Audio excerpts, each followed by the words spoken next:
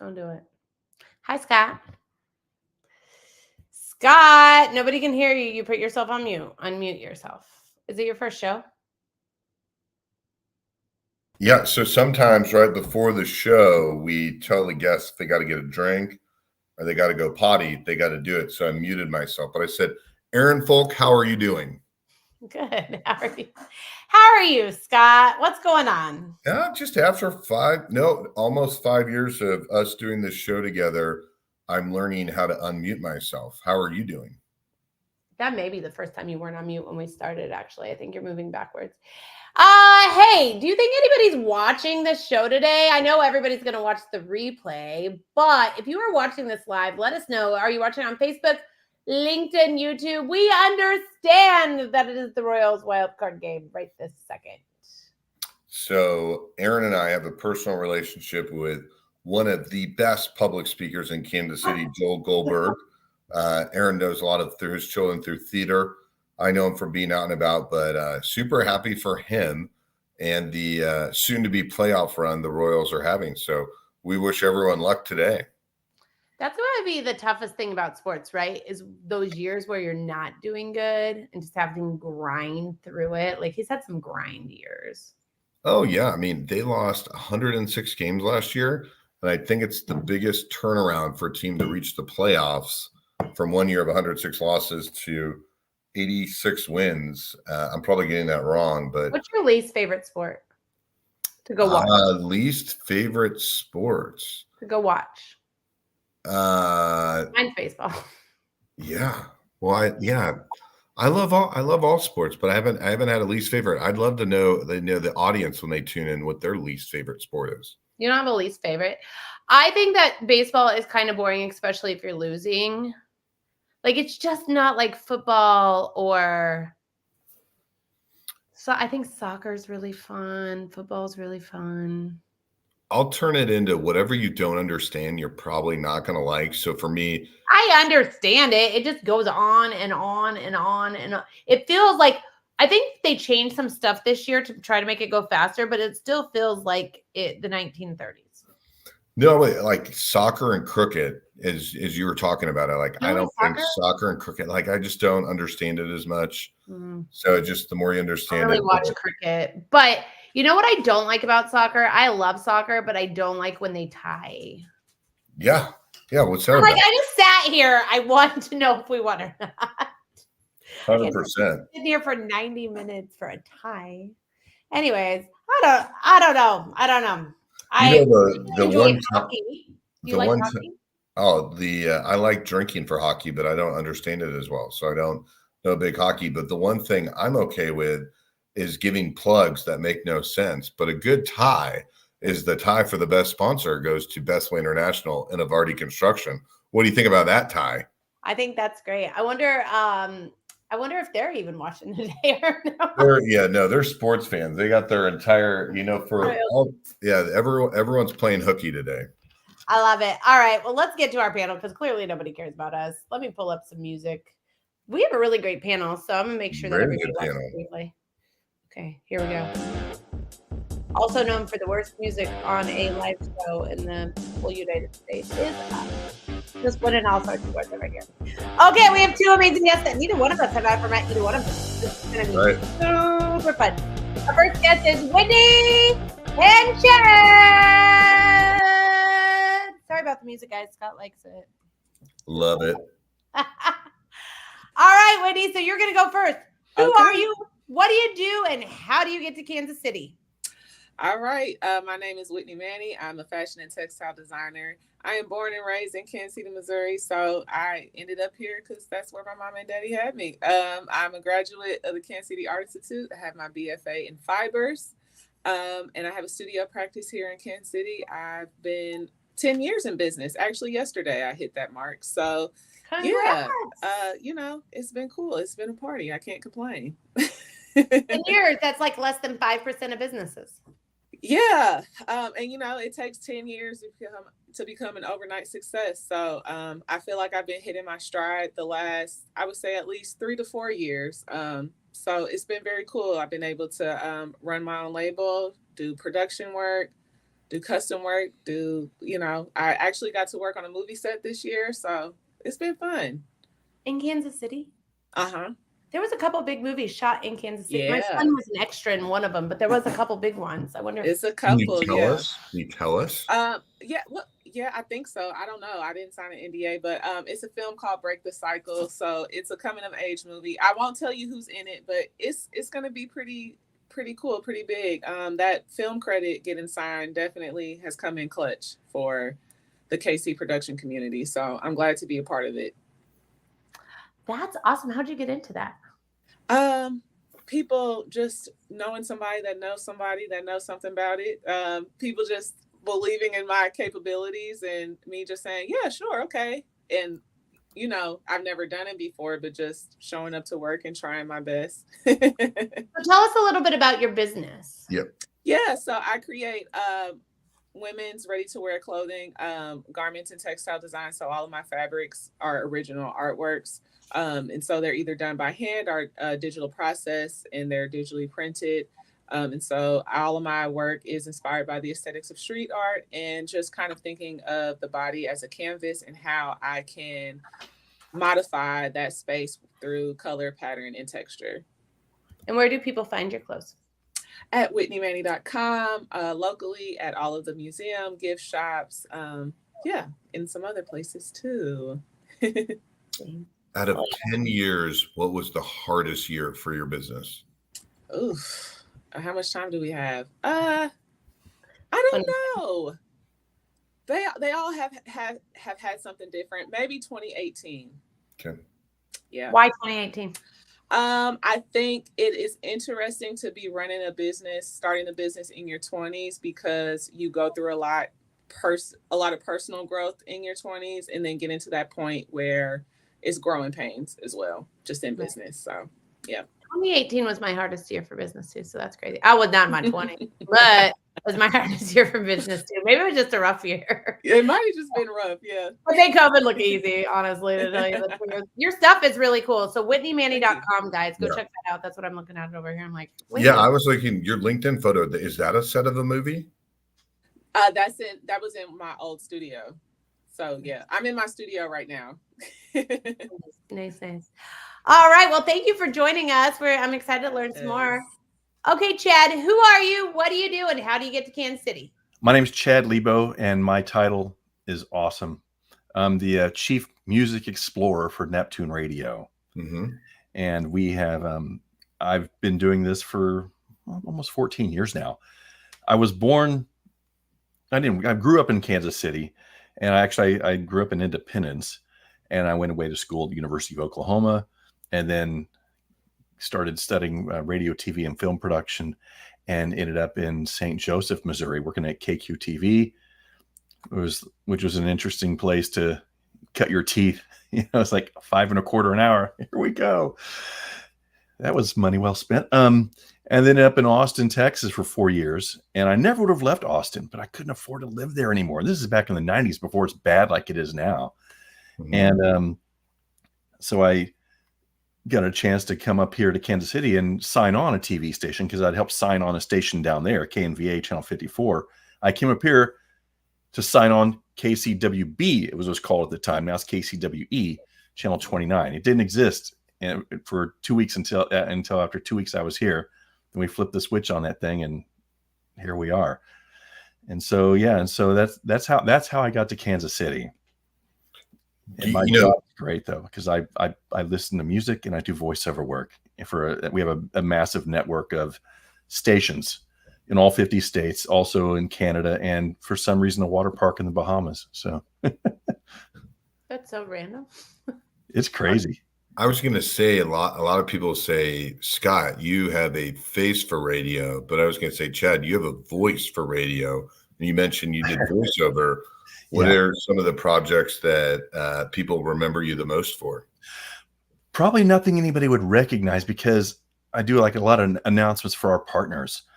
And actually today, I think I did some for a school in New Jersey and one in Indiana, and a lot of just internal things. It's agri-tainment is a big category for us too, which is launching now. So I was doing reading closing announcements for a farm in Maine, pumpkin patches and all that stuff. So that's just part of my normal day.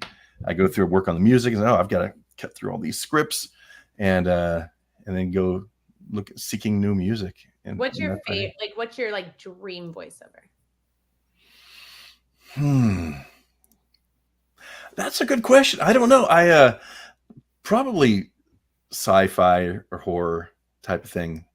Something where I can get to do some characters and maybe go dark with it. Give me 5 seconds of it. Aaron, he knows where you are. He's behind the door. That's scary. Good job. Good way to put him on the spot and way to crush it. You freelance voiceover work? Not really. Okay. Yeah. All right, guys. Sorry to break your hearts, everybody out there. Yeah. Sorry. All right. Yeah. That was really good. Look at all these stars on our show today. I know. Chad, I know a lot of people that will hire people to leave messages on their phones for upcoming events. So they remind them about the 401k event, March 17th. Oh, yeah. Yeah. Okay. Just a side note. This is something that I found out the other day. This is a side note. So this is just, and then Scott, you're going to ask your question. But if you ever get stuck somewhere, I saw this because of all the stuff happening with the hurricane and stuff. If you ever get stuck somewhere and your phone's about to die, you're supposed to leave a voicemail of your coordinates, where you are, what's going on, your phone. So when people are calling, trying to find you, they hear that and it gets them farther ahead. That's smart. Yeah. That is a really good piece of advice. And Whitney, as we move to the most pivotal part of the show, we'd like to know, what is the most pivotal point in your career? I would say the most pivotal point in my career honestly happened 2020 pandemic year. Up until that point, I was still, I was a full-time artist, but I was still kind of doing a lot more gig work, doing a lot more working multiple part-time jobs on top of being at studio 30, 40 hours a week. And so all of that kind of came to an end, and the playing field was kind of leveled. I would say the opportunity that really kind of platformed me at a different level was I was one of 20 winners for a grant from Joann Fabrics. And that just kind of took me to a more national level, which I kind of when I applied, and I applied at the very last minute because I thought I had no chance. When I applied, I'm just like, oh, great. $5,000 to go shopping at Joann. That's, I can blow through that quick. That's all I was looking at. I'm like, I need a new machine. I need some fabric. Let's go. But through that opportunity, I was able to connect with other big brands within the art supply and craft supply space, create partnerships, do bigger and do better. So what is the best revenue generator? You have multiple streams of revenue. What's the best revenue generator for your business? I would say right now it's been production work. I kind of pivoted just kind of based off of the capabilities that I have and not necessarily having a team. And I kind of saw where retail was going as far as ethically made goods and just fashion in general was going. And doing production work kind of allows me to do really insane pieces that is not going to be seen elsewhere. And just also brand collaborations. This year I did, speaking of the Royals, I did an opening day collab collection for them. And so being able to work with these brands and bring them into the world of WM has been really cool. And it still shows the world, my design skills as well. Okay, with your last 37 seconds, talk to us about RuPaul's Drag Race. Yes, I did the entrance look for contestant Monica Beverly Hills. Very random. Just got the call to do it. Her manager's from Kansas City, and they contacted me, asked if I could do it. We based it around Troop Beverly Hills, the movie from the late 80s, I think. And yeah, they just wanted my spin on it, and it was very, very cool to see my work on MTV. Yeah, that's so cool. I saw that when I was stalking your website here. So yes. Congratulations. And now, just so you know where you're from, right? That's how it all works. Awesome. All right, Scott. Chad, what is the most pivotal point in your career? Well, there have been a few, but probably the one that was most impactful is after I got laid off from Channel 9 in 29 in January of 09. And like, okay, well, let's get to it. What do I want to do next? Because I didn't really want to stay in broadcasting, not in the way it exists then, and probably even less so now. And so I started bouncing around doing some freelance work. And then I tried to sell insurance for years because I needed some skill set and make some kind of money, but it wasn't my passion at all. And this guy calls up, a guy who I worked with in Austin back in the mid 90s. And he says, hey, I started this thing and I don't know what it is yet, but you're a great writer and you know more about music than anybody I know. How should I come try this out with me? I'm thinking, well, I don't like this. Insurance is not fun. There's potential, but I hate it. And then there's other things like, I don't know if there's any money in this, but there's a lot of potential. And it sounds like a lot of fun.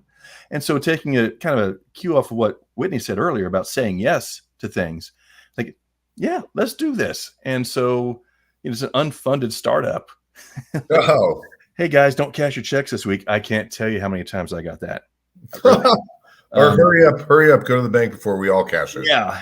But the fortunate thing is my wife had a good job at the time, so we could afford for me to, we lived really, efficiently. So it wasn't that, it was more just my psychological problem. Like I can't take not working, And so that's when I decided to take this chance. And we started, we had, I think, 13 stations, we call them at the time. And I was employee number 4. Now I'm number 3 in seniority. And we have 46 employees and over 3,000 stations in all 50 states. Wow. And I work from here, my house. You were remote before it was cool. Yeah, see, like, all my records over here. That's my addiction, that kind of stuff. And that's a big teenagers are back into records. Big time. Yes, but now suddenly I'm cool. I don't know how that happened. You're back to You're always cool. But yeah, so it's been quite a journey, and we've grown a lot. And since our company's founded by we have a lot of TV and radio refugees. We kind of knew this works. We hate this, and so we'll do pick the parts that we like doing and see if we can make something of it. Then we start growing on, okay, now we understand why we have to do that part. Okay, we'll do this too. But it's been a wild ride and a lot of fun. And I love Monday. I really do. Did you do any voice training post getting that job, or were you always had that talent? I had some training while I lived in Austin. Actually, I took from Lainey Frazier, who's a voice coach down in Austin when I was working at KXAN and KMVA, and that was really good. That was a really good experience. I could barely afford to do it, but it's like, right. But this seems important. I need to invest in myself. Chad, do you know what Scott does for a living? I do not. Scott, what do you do? Sell insurance. But you see, it's something you like. I didn't like it. No, the joke is when I just interviewed someone today, no one ever goes, I'm waking up to do insurance. And so we joke around at our company, it's number 11th on what you want to do. But 1 through 10 is really important. And so how we support ourselves is different. But yeah. That's so funny. If you find something passionate about that you can make a living at, or if your occupation, you can't make that be your identity either. Yes. And that was something I learned when I was not working. That was a hard lesson, but it was important to learn that. I agree with that. Scott's actually set himself up pretty good. He got a partner that does what he would think was boring, and he does what the partner would hate to do. And tag team on the things they're good at and they like doing. So Scott does this kind of stuff all day. Awesome. You're exactly right, Aaron. You're the best. Okay, so Whitney. Mhm. Oh my God, how are we in October, you guys? It is October. How are your 2024 goals going, and how can the Kansas City community help you? Woo! My 2024 goals are going fine. I'm not mad about where I'm at. There's a couple of things that I have kind of gotten a little lax on that I'm like, all right, fourth quarter, child, let's go ahead and tighten up and get it done. But you know what? At this point right now, I know that I'm in another space where, again, I'm kind of like at a growing pain kind of place because there's not a lot of fashion professionals here in the city. And to be honest, it's hard. I'm at that space where I'm like, I really wish there was somebody I could call or somebody I could go to their studio or office and say, how do I handle this situation? And so I think I would love to be able to find mentorship again. And not that it has to necessarily be another artist or another creative, but I think it would be great if more leaders in business, people in business kind of open their minds up to how artists fit within the business space, and that we're able to kind of move and groove between a lot of different lanes, and, you know, that we do have a good business mind. You have to, you know, to make it 10 years. So I actually have one of my best friends was at Corporate Kate Spade in charge of all their visual merchandising for a very long time. And I can hook her up and you guys can have a conversation to see if she's yes, so that would be so fun. I mean, other than that, I just always, I love being considered for the things that just are off the wall, don't make sense. I mean, the Royals called me back in January. That's, you know, that's something that's really cool to be able to show up authentically in different spaces. So yeah, if you know, how do we get one of these pieces in Taylor Swift's hands for the game? I know, right? I know.